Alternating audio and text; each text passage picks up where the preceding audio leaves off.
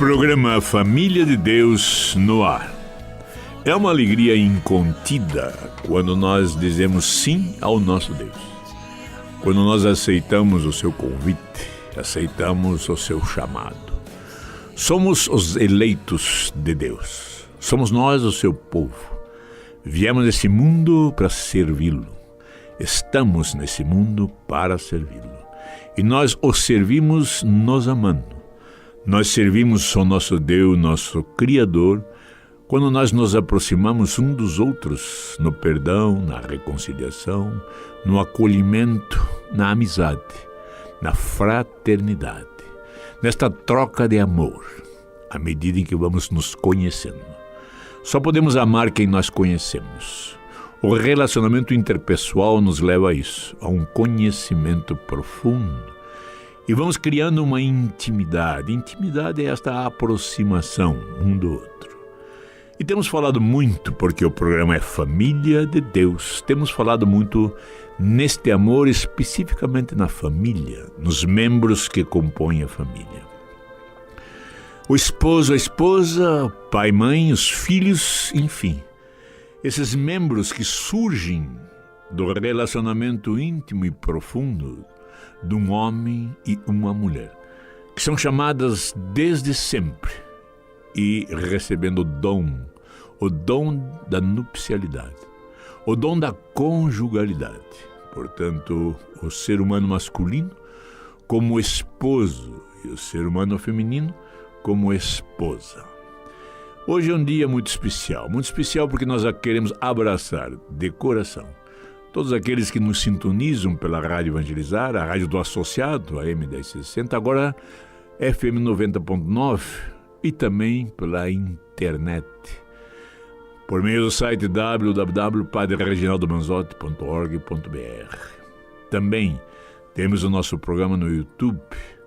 E de uma forma muito especial, eu quero saudar e acolher os nossos queridos irmãos ouvintes que nos acompanham através da radiodifusora Bom Jesus de Cuiabá, Mato Grosso, que está em rede conosco na Rádio Evangelizar, transmitindo a nossa programação para toda a região. A todos vocês, então, de Cuiabá, nosso abraço fraterno. Que Deus os abençoe. Deus os abençoe. Pois bem, nós temos tratado neste sábado como se fosse um altar edificado na estrada da vida, onde nós nos encontramos com Deus. Eu tenho refletido muito isto e tem sido muito gostoso. Todo o encontro do ser humano com o ser humano é como se fosse um altar.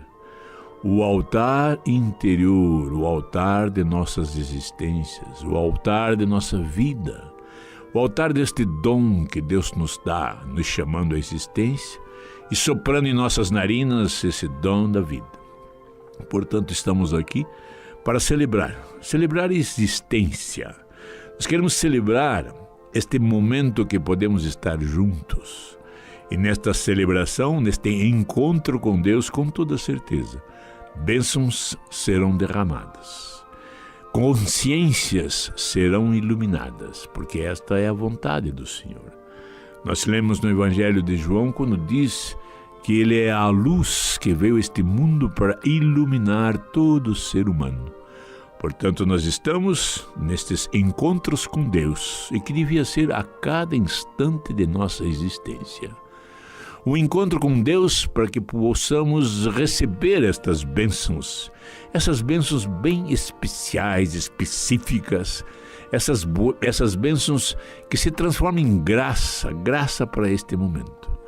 Então, já agradecendo ao nosso Deus pelas graças que vai derramar com toda certeza em nossos corações. Nós que ansiamos uma vida mais plena, uma vida mais cheia de luz, uma vida com consciência em que nos dê certeza de que nós viemos a este mundo pelas mãos de Deus. E voltaremos às mãos de Deus. De lá viemos, para lá voltaremos. Estamos num processo de humanização, num processo de matriciação. E vamos sendo matriciados a cada instante, vamos sendo matriciados a cada momento, a cada parte de nossa existência. E um dia nós voltaremos ao útero inicial. nós voltaremos ao seio de Deus. Nós vamos ser recebidos pelos braços do Criador, nessa dimensão eterna desta vida no amor, do amor. Vamos este sábado de uma forma muito especial. Eu queria tratar neste programa, neste momento, de uma pessoa, de uma figura, de uma pessoa, em que muitas e muitas vezes passa um pouco despercebido no nosso ser, na nossa existência. No entretanto, é uma figura presente, é uma figura em que existe, não deixou de existir, o único ser humano que não deixou de existir, não padeceu da morte, e que foi a mãe de Jesus. Vamos falar desta pessoa, vamos falar desta presença em nosso lar, presença em nossa vida conjugal, uma presença constante, permanente, intercedendo constantemente. Quando nós nos deparamos com o Evangelho de João, nós percebemos, segundo os entendidos de Bíblia, os exegetas, de que trata-se da segunda criação. Nós temos a primeira criação, que se inicia no livro de Gênesis, e nós temos a segunda, que se inicia justamente no início do Evangelho de João.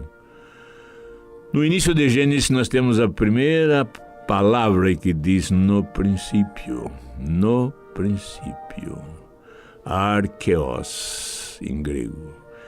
Quando nós abrimos o Evangelho de São João, nós lemos a mesma palavra, no princípio. Isto é o lindo. Na primeira narrativa, nós temos toda a história da criação do mundo, aos olhos do escritor divino. Como nós fomos, como nós surgimos, como nós aparecemos como criaturas humanas. Nós vemos o Senhor Criador na sua dimensão trinitária, porque ele cria tudo por meio da sua palavra. Faça-se, e as coisas foram se fazendo. Faça-se, ou faça-se, este verbo, é uma imposição, ou seja, nada tinha e agora começa a existir. Faça-se a luz, ele disse, faça-se as águas, os animais, e assim foi. No final, no sétimo dia, no ápice da criação. 7 é a plenitude. Então, na plenitude da criação, ele cria o homem, cria o ser humano. O interessante é que em todos os outros elementos, todos os outros animais e assim por diante, a palavra ela faça-se. Quando chega no ser humano, ele diz cria. Ele criou o ser humano à sua imagem. Criou o ser humano à imagem do seu filho. Criou o ser humano homem e mulher. Então nós entendemos perfeitamente que somos chamados à existência na imagem do nosso Criador. E a imagem do nosso Criador é a imagem a qual ele se apresenta encarnado, portanto, como ser humano. Quando nós olhamos a nossa humanidade, quando nós percebemos o nosso ser humano, nós podemos entender esta imagem. Mas o interessante é que diz criou homem e mulher, ou seja, criou o ser humano de duas formas diferentes de expressar a humanidade. A forma masculina e a forma feminina. E aqui eu queria abrir um pequeno parênteses só para alertar. Está tentando se colocar, se implantar uma ideologia de gênero e que diz que a criança nasce sem gênero definido. Não interessa a parte anatômica, psicológica, fisiológica. E a criança é que vai escolher se quer ser homem ou mulher. Isso é absurdo que querem colocar em nossas crianças, nas mentes de nossa criança. Nós nascemos homem, nós nascemos mulher. Isto é, como nós lemos, se eu creio em Deus, eu creio. Eu creio nisso, eu acredito nisso, eu vivo por isso e muito mais do que isso. Eu me sinto liberto com esta verdade, porque a verdade liberta.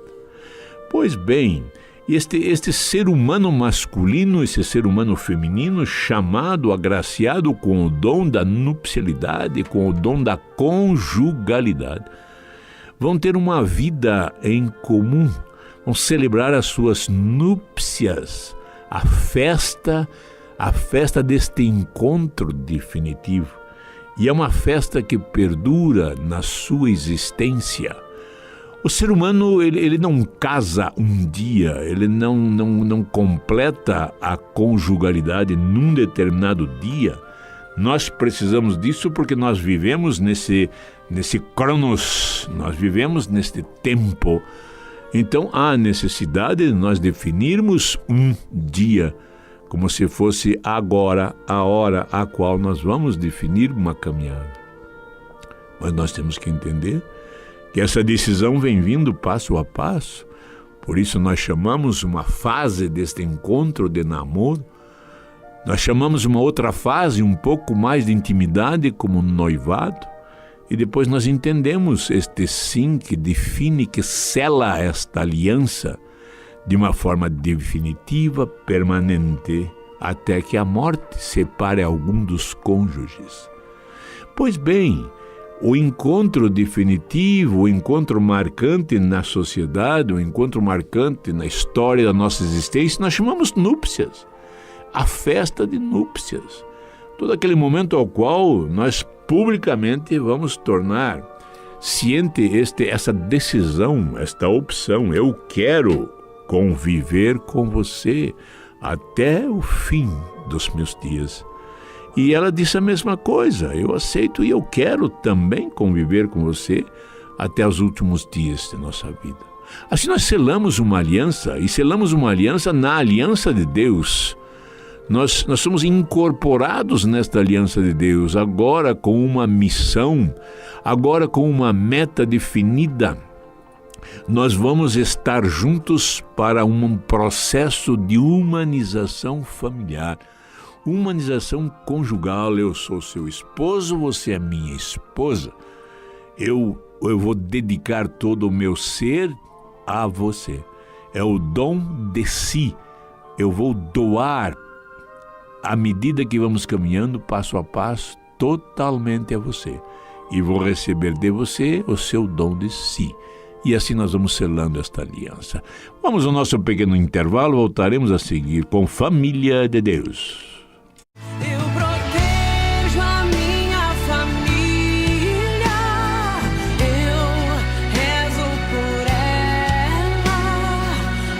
Família de Deus, no seu segundo bloco, eu quero reforçar este abraço de saudação fraterna, amorosa, com os nossos irmãos em Cristo Jesus, ouvintes que nos acompanham através da radiodifusora Bom Jesus de Cuiabá, de Mato Grosso, e que em rede, em comunhão conosco, com a Rádio Evangelizar, transmite a nossa programação para toda a região. A todos vocês, bênçãos do nosso Deus, o abraço nosso carinhoso e fraterno.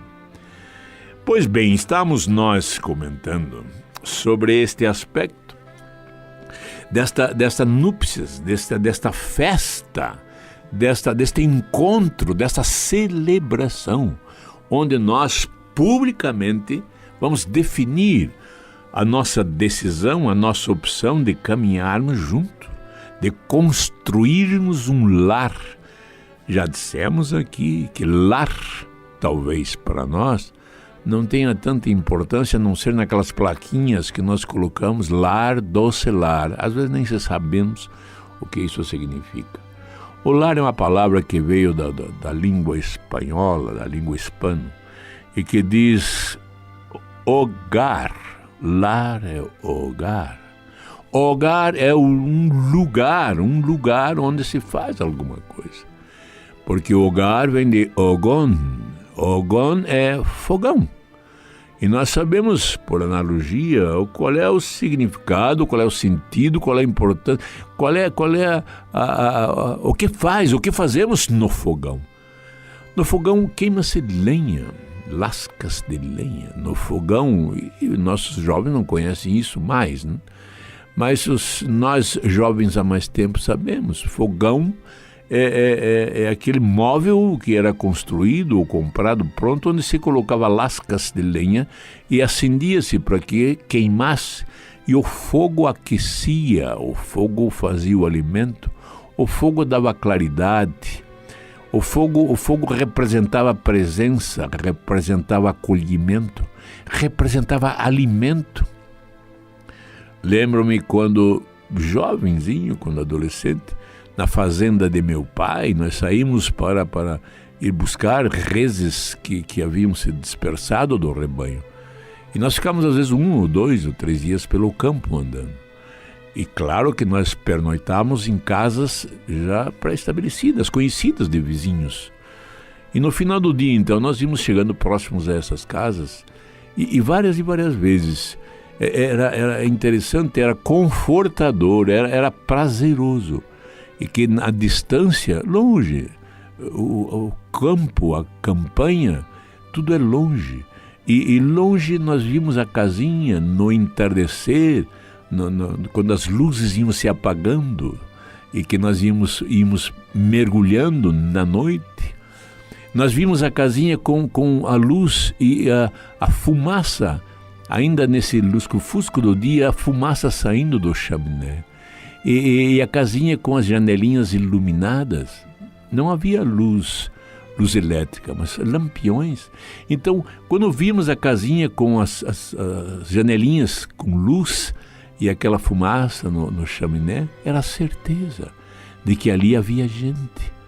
Ali tinham seres humanos prontos a nos acolher, a nos abraçar, a nos ofertar uma comida, um alimento, um café quente, ofertar uma água quente para nós lavarmos nossos pés, tomarmos o nosso banho. Não tinha água encanada. Mas era a sensação de que ali chegamos e isto era verdade. Éramos abraçados, éramos recepcionados, éramos alimentados, porque ali reunia-se a família. Era o calor em volta do fogão. Era a vida celebrada em volta do fogão. Por isso, hogar. E daí, lar. Então eu tenho dito sempre que os lares devem ser verdadeiros altares. Nós temos que celebrar vida neste lar. Pais, filhos, esposo e esposa, irmãos entre si. A face amorosa de Deus se revela nessas situações. A face fraterna de Deus. Este amor de irmão para com irmão. Irmão que se abraça, não irmão da primeira criação, como Caim e Abel, que um mata o outro por inveja. Não. Aqui nesta nova criação não há inveja, há amor que se doa. Irmãos que se abraçam, irmãos que conversam, irmãos que se completam, irmãos que se entendem, irmãos que junto amam seus pais. Lindo esta face fraternal. Como nós aceitamos a presença de Jesus, nosso irmão maior, porque nós celebramos esta amizade com nossos próprios irmãos. E o lindo é que este amor, como é um amor divino, ele extrapola a fraternidade com meus irmãos familiares, irmãos da minha família, mas não só minha família, pai e mãe, mas minha família do mundo, porque nós somos família de Deus. Então vai estendendo essa fraternidade nos outros meus irmãos, e eu vou conhecendo-os passo a passo, por isso vou amando passo a passo. E o serviço que eu presto a meu Deus é um serviço de acolhimento de você, um serviço como se fosse aquele ogón, como se fosse este fogão divino. Aproxime-se de mim, meu irmão. Aqui tem luz, aqui tem calor, aqui tem alimento, aqui tem presença, aqui tem ser humano que se doa a ser humano. Este é o nosso lar, este é o nosso lar. Façamos, meus queridos irmãos, do mundo um lar. Não somos do mundo, estamos, mas não somos.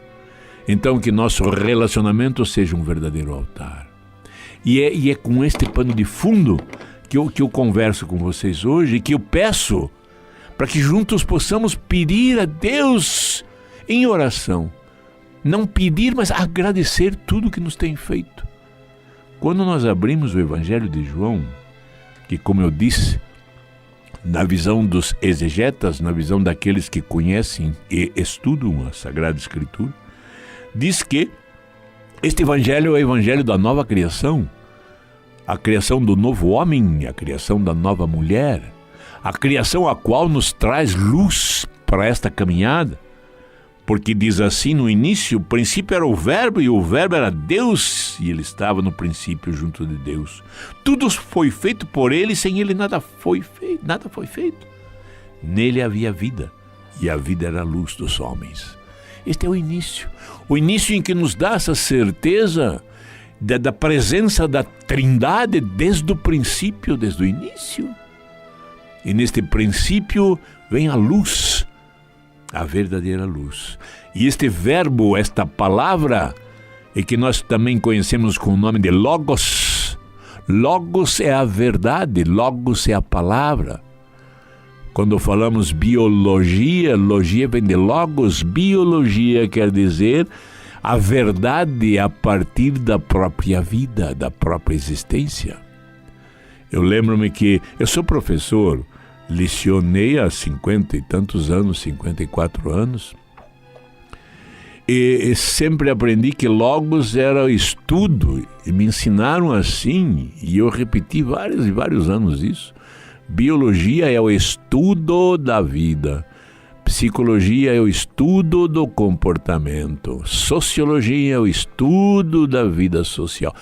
Não, Logos não é estudo, Logos é o produto do estudo, portanto Logos é a verdade. Biologia é a verdade a partir da vida, a partir da existência. Psicologia é a verdade que se retira, que se extrai, que se encontra, que se percebe, se analisa do comportamento humano. Sociologia é a verdade trazida deste comportamento social, político, social, econômico. E assim por diante. Logos é o estudo. Quando nós começamos, então, a ler este novo Evangelho da Nova Criação, nós vemos que no princípio já estava o Verbo, já estava o Logos, já estava a verdade. E a verdade, o Logos, a palavra, é o próprio Filho de Deus. Então nós vemos a Trindade presente. Trindade presente. O Filho na pessoa do Cristo.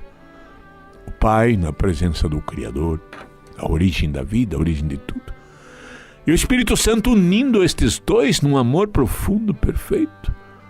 Nós temos a imagem do nosso Deus na nossa natureza humana, mas nós temos também todo este princípio, esse princípio da busca da comunhão que é dado pelo Espírito.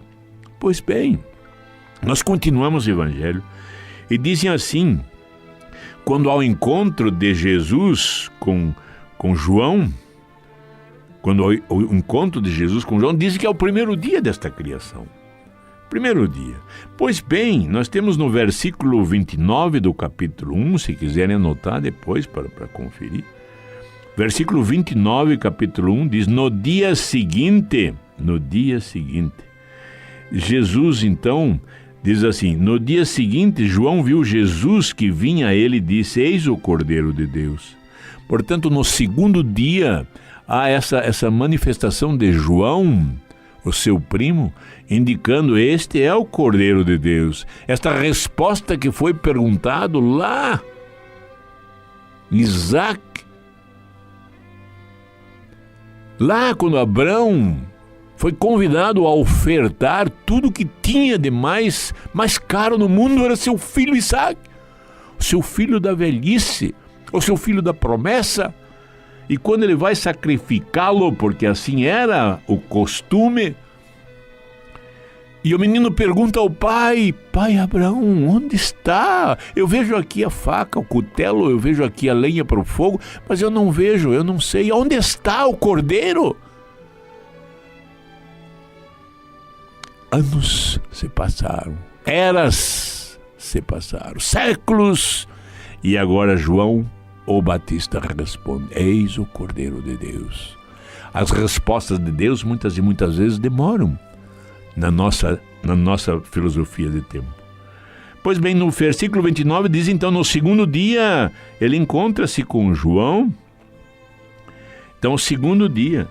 Depois tem no versículo 35, diz assim, no dia seguinte estava lá João outra vez com 2 de seus discípulos. Quando perguntam para ele, onde você mora, mestre? E ele diz, venha e vejam. E eles foram. Então, no dia seguinte é o terceiro dia. Quando chega no versículo 40, diz assim, André, irmão de Simão, Pedro, era um dos 2 que tinham ouvido João e que tinham seguido Jesus. E foi quando disse, encontramos o mestre. É o quarto dia. No versículo 43, diz assim, no dia seguinte tinha Jesus a intenção de... É o quinto dia. Quinto dia. Depois tem no Natanael, onde fala ali no capítulo 45, Filipe encontra Natanael e diz-lhe, achamos aquele a quem Moisés escreveu na lei. É o sexto dia. Mas se quiserem ainda, vejam bem, se quiserem, do quarto dia, diz assim na Bodas de Caná, no capítulo 2, 3 dias depois, portanto, o sétimo dia. O sétimo dia. O que acontece no sétimo dia da nova criação? O sétimo dia da antiga criação era a criação do ser humano, a imagem de Deus e a semelhança no espírito, para que houvesse este comportamento, essa atitude de amor. Então diz, 3 dias depois celebrávamos bodas em Caná da Galileia. Olha a figura das bodas. Bodas em Caná da Galileia. Num local determinado, definido, celebravam bodas. E achava-se ali, diz a mãe de Jesus. O interessante nestas bodas é que a mãe de Jesus como que fizesse parte desta família.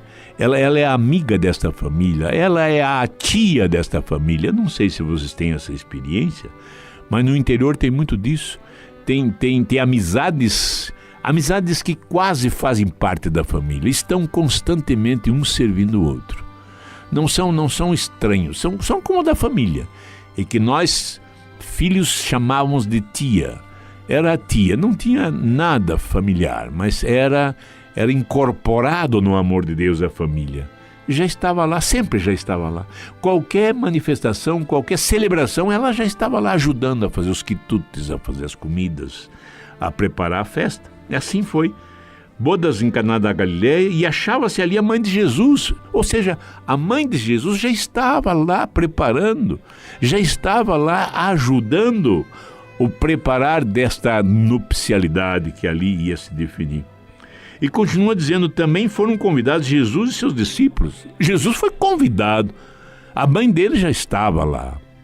O lindo é que Jesus foi convidado com seus amigos. O lindo é nós começarmos a pensar assim, na nossa relação conjugal, na sua relação conjugal, no momento da celebração ou no momento de cada celebração que ali nós fazemos, no momento em que nós fizermos do nosso lar um altar e celebrarmos vida a cada instante, a mãe de Jesus já vai estar lá. Ela já está lá.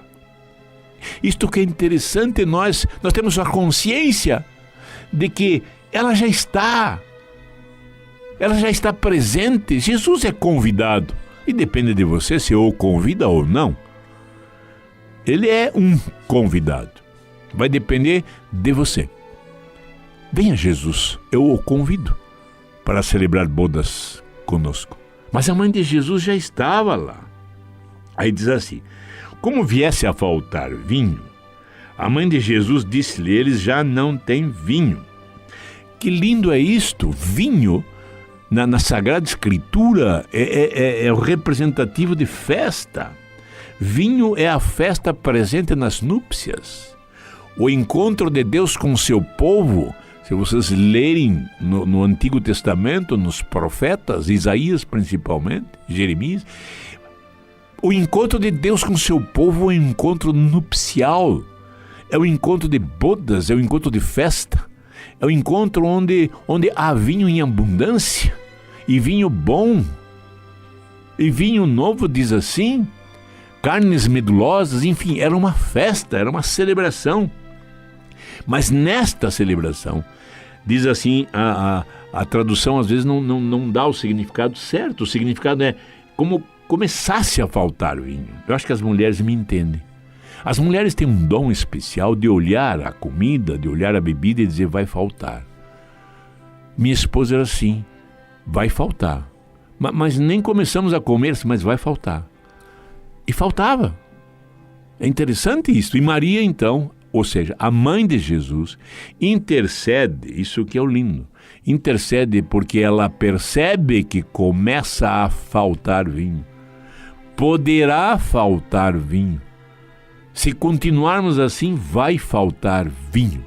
O que isto representa? Vinho, na Sagrada Escritura, é o sentido de bênçãos. Ou seja, ela percebe e diz, começa a faltar bênção nesta nupcialidade. Assim é, a mãe de Jesus está conosco, está nesta aliança nupcial com você, meu querido irmão, minha querida irmã. Mas ela está não passivamente, porque ela não é convidada, ela já estava lá. E ela vê que começa a faltar bênçãos. Lindo é isso. Neste casal, neste esposo e nessa esposa, começa a faltar vinho, começa a faltar bênçãos. Ou seja, é na nossa caminhada conjugal, nesse altar da vida que é a nossa existência, a celebração de nossa existência, é uma contínua, perfeita e completa celebração de núpcias.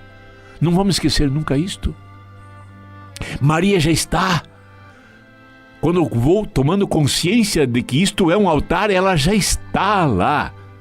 E mais ainda, intercedendo. Começa a faltar vinho. Quando nós entramos num conflito, nós temos que transformar esse conflito em bênçãos. E é justamente na partilha, no encontro, no diálogo, que nós vamos percebendo isso, essa fragilidade. Mas é nesta fragilidade que a mãe de Jesus vai atuar e diz, eles não têm mais vinho. Chega ao seu filho e diz, eles não têm mais vinho. Ela já é radical, não é que está faltando ou vai faltar, eles não têm. Haja, faça alguma coisa. Que lindo. E Jesus então responde e diz, mulher, isso não nos compete a nós, minha hora ainda não chegou. Que lindo. Jesus já começa a proclamar o seu testamento. Mulher, diz ele. E a palavra mulher, na língua aramaica, era uma palavra muito forte. Jamais um filho chamava sua mãe de mulher. Mulher era uma palavra que designava o ser humano feminino, não a situação de mãe. E ele disse, mulher, que nós temos com isso? Minha hora não chegou. Ou seja, a hora de Jesus é a hora a qual ele vai dar abundantes bênçãos concretas. Ele vai ser a própria bênção. Então esta é a situação. A mãe de Jesus chega a Jesus, mas o interessante é que ela não se dirige a Jesus, ela se dirige a um novo homem da nova criação. E diz, senão falava filho querido, eles não têm mais, não. Ela chega a Jesus e diz, eles não têm mais vinho. Como se dissesse, faça alguma coisa, suma. Antecipa a hora de Jesus. Olha que coisa linda. E Jesus responde, mas mulher, que nós temos com isso? Minha hora não chegou. Minha hora é na cruz. Poderia ter completado. Minha hora é quando eu vou entregar minha própria vida para que haja ressurreição neste mundo. Mas ela não sossega, interessante. E ela chega aos serventes assim, escuta, façam o que ele disser. Olha a certeza, olha a presença, olha o ministério de intercessão desta mulher, desta mãe.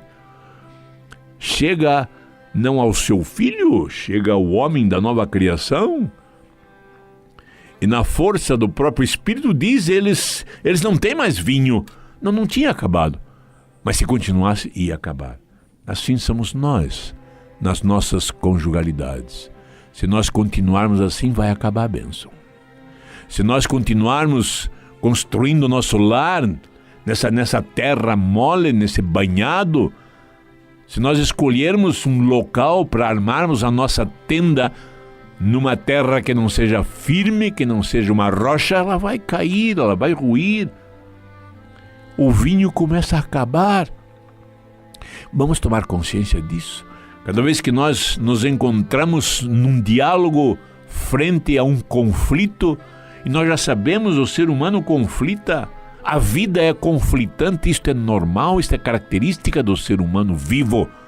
O ser humano, ou qualquer ser morto, inativo, não tem vida. Parece um pleonasmo, mas o morto não tem vida, não tem existência. Ele não existe mais, ele está ali agora num estado de putrefação. Ele vai desaparecer. Desaparece no tempo e no espaço. Não tem mais vida. Quando nós começamos a celebrar esta conjugalidade, nós somos vivos, seres humanos vivos. E como seres humanos vivos, nós temos todo esse caminhar, passos a serem dados. Mas como estamos juntos, nós tropeçamos um no outro. Nós muitas e muitas vezes não nos aceitamos um ao outro. E tudo isso gera um conflito ao qual nós resolvemos num diálogo. Um conflito ao qual nós percebemos a falta de bênçãos, a falta de vinho. Mas não vamos nos preocupar com este vinho que começa a acabar, porque a mãe de Jesus já está lá. E estando lá, ela vai interceder, com certeza absoluta. E vai se voltar a este que foi convidado, e aí, uma nova consciência. Vamos convidar Jesus para a nossa celebração. Vamos convidar Jesus para fazer parte deste altar, como irmão que é. Vamos convidar este que é a palavra, que é a vida, que é o Logos, que é a verdade. Se nós convidarmos para caminhar conosco nas nossas celebrações de núpcias, e que é constante e permanente, essa nupcialidade está presente, tendo como esteio o esposo e a esposa na sua conjugalidade, na sua comunhão. Convidarmos Jesus, estaremos em comunhão, porque Ele está lá. Ele está lá como convidado, e a sua mãe já estava lá. Vamos ao nosso pequeno intervalo. Voltaremos a seguir nossa terceira etapa de Família de Deus.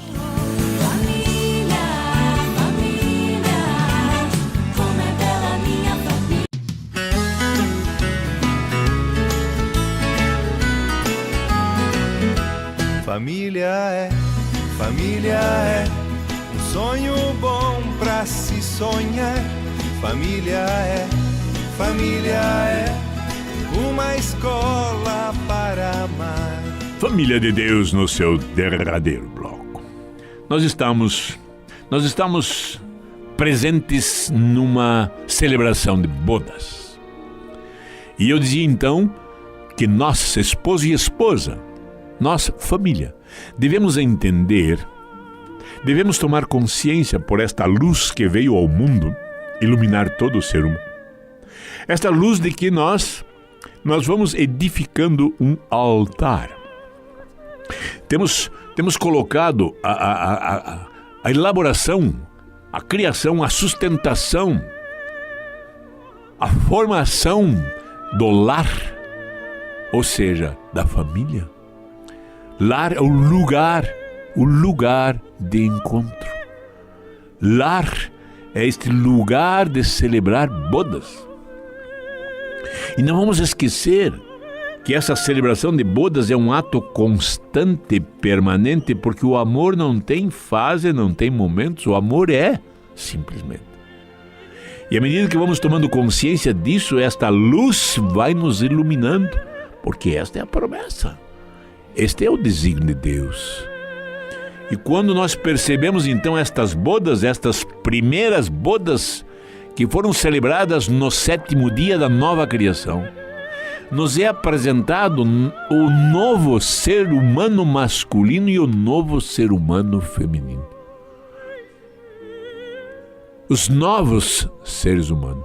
Os seres humanos idealizados por Deus mesmo e que vêm restaurar o que aqueles primeiros seres humanos causaram.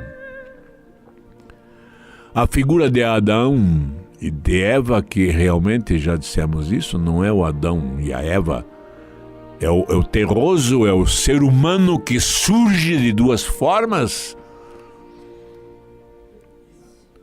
Podemos tratar esse assunto numa outra ocasião. Mas o lindo é porque quando Jesus disse mulher, isso não compete a nós. Quando fala mulher, ele se intitula, ele se coloca, ele se revela como ser humano masculino, como o homem da nova criação.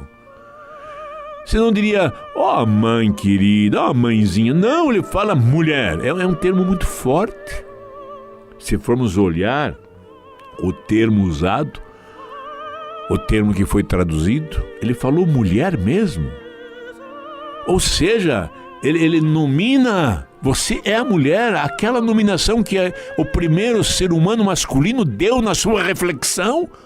Não encontrava um ser que lhe fosse idôneo, que falasse a mesma língua, que tivesse em comunhão na mesma caminhada. Não. Aqui é diferente, é totalmente diferente. Porque aquele ser humano que descobre a mulher e diz, agora sim, osso dos meus ossos, carne minha carne. No primeiro conflito rompe-se esta amizade, rompe esta conjugalidade.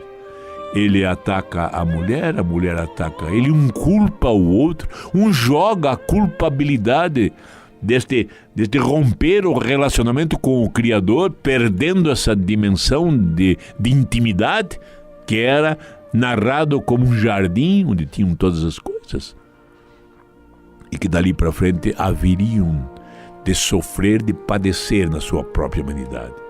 Agora na nova criação vem o novo homem e a nova mulher restaurando tudo, porque ele disse com palavras claríssimas, minha hora não chegou, acabou o vinho, chegará a minha hora para restituir este vinho. Tratando então da palavra bênção, que o vinho significava na Sagrada Escritura, a minha hora de restaurar as bênçãos, mulher, não é agora, minha hora não chegou. Quando vemos lá na Páscoa, lá em João 14, quando ele começa a falar sobre Páscoa, sobre a ressurreição, ele diz, chegou minha hora. Pai, glorifica teu filho, para que teu filho te glorifique. Agora é a hora, chegou a hora. Então, a hora da cruz, a hora da ressurreição, a hora da entrega, do despojamento, não é agora. Mas a mãe dele não, a mãe de Jesus, a nova mulher, isto que é o lindo, ela continua intercedendo e diz para os serventes, façam o que ele disser. E pronto. E daí sim, Jesus faz. E aí vem. Diz assim, achavam-se ali 6 talhas de pedra para a purificação dos judeus, que continham cada qual 2 ou 3 medidas. O que significa isso? As talhas eram para colocar água, para que houvesse a purificação dos convidados, de todos os participantes desta celebração, para que se purificassem. Isto era o rito. O rito era assim.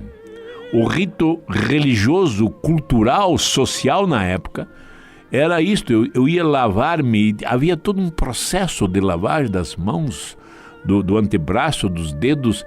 Havia um rito, havia um protocolo antes das refeições. Era um rito religioso Então, o purificar suas mãos era um rito religioso. E sempre tinham, então, talhas com água para esta cerimônia.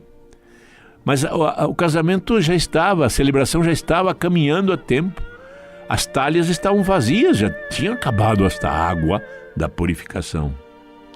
E quando diz 6 talhas e cada uma continha 2 ou 3 medidas, isto é muito interessante. Muito interessante para nós podermos analisar. Cada talha tinha de 80 a 120 litros dividido por 6, então nós tínhamos 480 ou 720 litros de água. E Jesus manda encher essas talhas, não é isto? E ele diz, enchei as talhas de água. E eles então encheram as talhas de água, até a boca, diz assim. Eles encheram até em cima, isto é muito determinado. Ou seja, as talhas tinham de 480, não esqueçamos disso, a 720 litros de água. Eram 6 talhas, e cada um diz assim, com 2 ou 3 medidas, 2 medidas correspondia a 80 litros. 3 medidas correspondia a 120 litros. Portanto, as talhas foram enchidas até em cima, até a boca. E Jesus diz então, Jesus olha para os serventes e diz, tirai agora, disse Jesus, ele vai ao chefe dos serventes. Por que chefe dos serventes? Não é isso? Mas eram os que estavam servindo. E eles levaram. E o chefe dos serventes provou da água, diz assim, tornada vinho, não sabendo de onde era, embora os serventes soubessem. Chamou o esposo. Olha que figura interessante. Nós estamos numa celebração de núpcias. As talhas estão ali para nossa purificação. Nós já passamos por este rito, estamos celebrando, festejando, comendo e bebendo. A mãe de Jesus olha e diz, vai acabar o vinho. Pede para Jesus, não para Jesus seu filho, mas pede para o homem da nova criação. Eles não têm mais vinho. Mas não havia acabado ainda. Mas é aquilo que eu disse. As mulheres têm um sexto sentido, sei lá, uma intuição, e diz, isto não vai dar, vai acabar. Eu quantas e quantas vezes olhava e dizia, não, vai dar, suficiente. Não, vai faltar. E falta. A noção, a perspicácia das coisas, isto é feminino. Pois bem, e ela intercede e diz aos serventes, então faça o que ele disser. E Jesus então mandou, o homem da nova criação mandou, enche as talhas, encheram de água para a purificação. E o que acontece? Esta água da purificação vai apresentar a primeira transubstanciação, porque ela se transforma em vinho. E o lindo é que Jesus pede então os serventes que levem ao chefe deles. E ele leva. E o chefe experimenta e vê que é vinho, e vinho bom, e vinho novo, e abundante vinho. 720 litros não é pouca coisa, não. E chama o esposo. Não chama a mãe do esposo, não chama o pai do esposo, enfim, os donos da festa, chamam o esposo. A figura, veja que interessante, a figura do esposo divino. E é este esposo que vai perceber a dimensão do milagre. Porque ele toma, diz assim, mas é costume servir o primeiro vinho bom e depois, quando os convidados já estão embriagados, ou menos bom. Todo mundo já está embriagado, aí qualquer vinagre serve. E não, ali era o final da festa e o vinho era bom. E diz assim, olha que coisa, frase linda, e o chefe dos serventes diz ao esposo, mas você guardou este vinho bom para agora? E assim é, o esposo divino, Jesus, o Cristo, ele guarda este vinho bom para o final. E o final é o momento em que nós percebemos a falta de bênção, tal qual a sua mãe percebeu. Ela já estava lá. Vamos Vamos no dia de hoje exclamar como exclamaram os seus discípulos, assim, ele manifestou a sua glória e os discípulos creram nele. O primeiro sinal do amor de Deus. Vamos nós, nas nossas nupcialidades, a cada momento que celebrarmos essas núpcias, que seja o primeiro sinal do amor de Deus. A mãe do Senhor já está lá.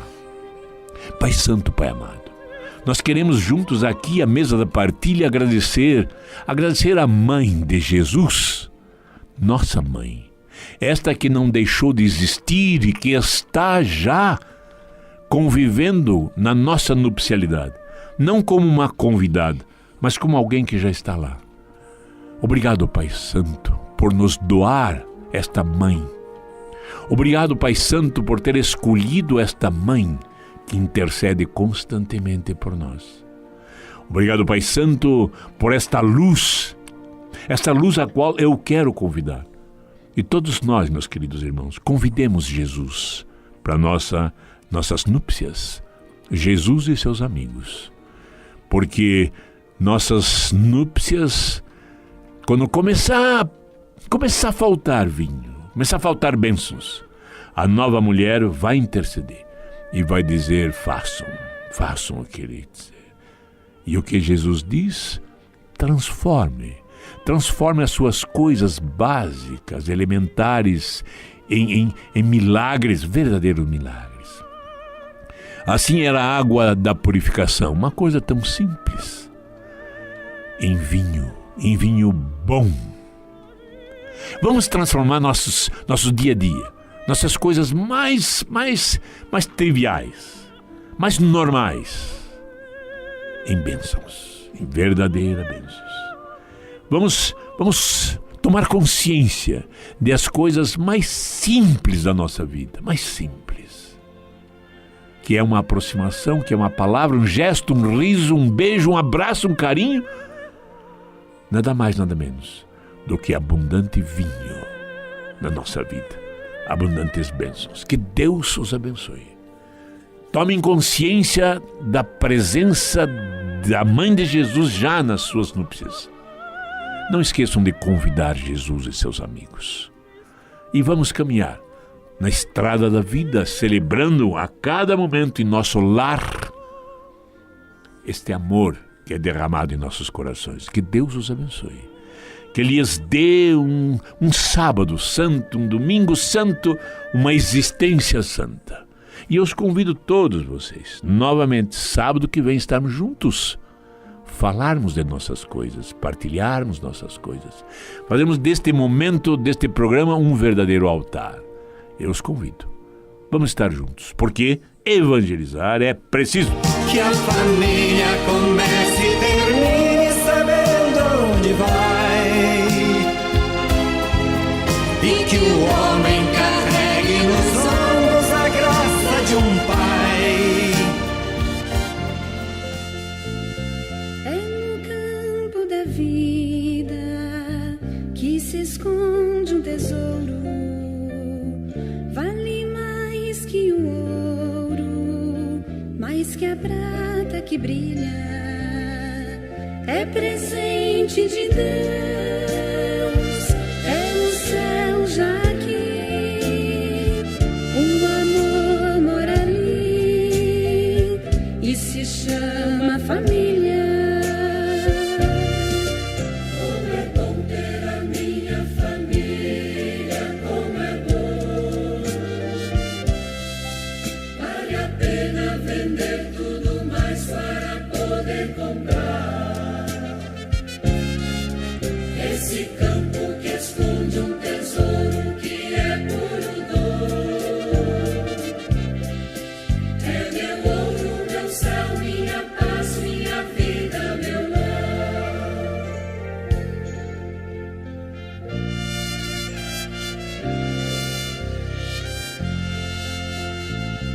Até mesmo o céu desejou ser família, para que a família desejasse ser céu. nela se faz a paz, no ouvir, no falar e na arte de amar, o amargor vira mel. Como é bom ter a minha família, como é bom. Vale a pena vender tudo mais para poder comprar esse campo que esconde um tesouro que é puro dom. É meu ouro, meu céu, minha paz, minha vida, meu lar.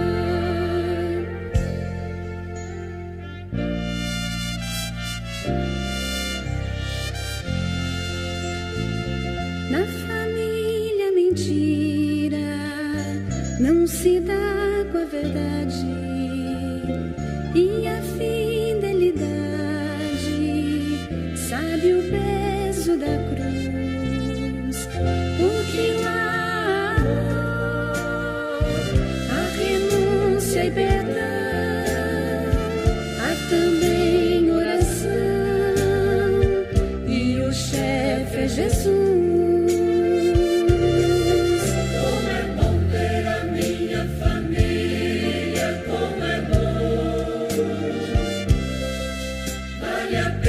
Vender tudo mais para poder comprar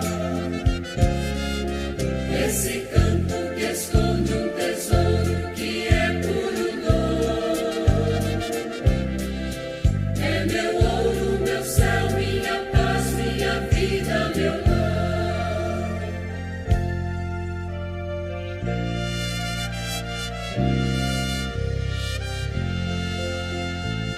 Surgem falsos brilhantes, enganando a família, tão sutil armadilha de um doce sabor. A riqueza maior é de Deus a presença, na saúde ou doença, na alegria e na dor.